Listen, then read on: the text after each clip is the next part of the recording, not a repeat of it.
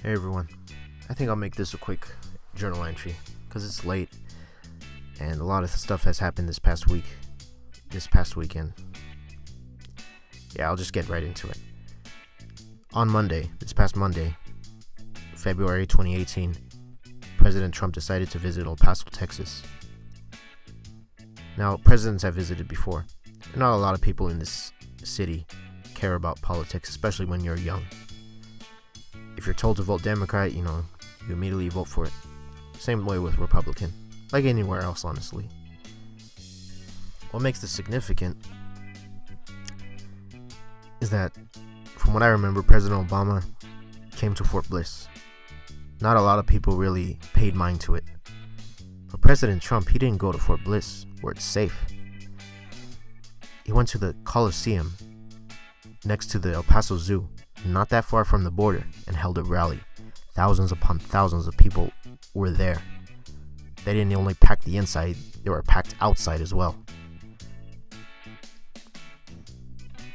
And along came an opposition, led by Representative Beto O'Rourke, the representative of El Paso that no one knows about until he challenged Ted Cruz and lost. But all in all, I've seen this city, my hometown. It doesn't get the attention it deserves.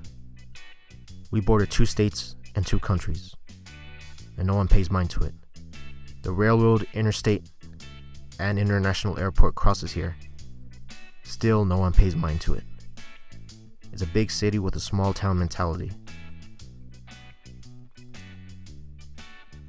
Whether in support or opposition of President Trump, he rattled cages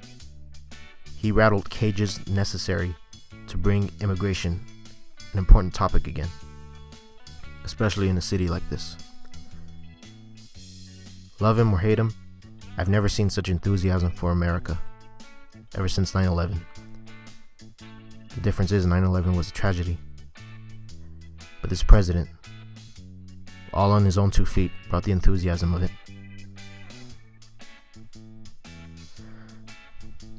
And his presidency has been anticipated ever since the 80s. If you see interviews by people like Oprah Winfrey, they've been supporting for him to be president. Finally, when he's president, he's suddenly a racist and white supremacist or whatever. He's from New York, man. Come on. Anyway, I really don't want to get into politics with this video. Perhaps expressing my thoughts like this, not supporting either side, is probably going to get me, a little in trouble for whatever reason, especially as an engineer. Sure, I'm not aiming to go work in Silicon Valley, but I mean, it's very tragic to see the state of mind that people think you can idealize individuals, especially if they're an engineer. I am not in support of that in any way. The talk of climate change, it's all trendy and to make one feel young, as far as I know. But it doesn't negate the fact that science should not be diminished, which is another thing I'd like to talk about later, perhaps in another entry. But yeah, I really wanted to compliment this historic situation of the past week. The President Trump visited El Paso, and he had some of the walls set up. You can state and chant whatever you want. I was always proud to be Hispanic.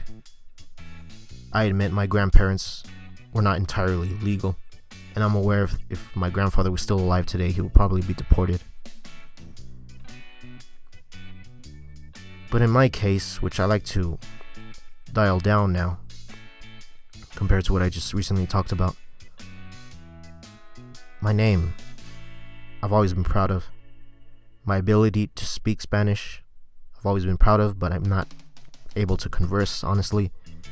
And given that I grew up speaking English first and I don't look Mexican, I was bullied for it. I never rejected my culture, but I was always the rejected one. Me and my whole family.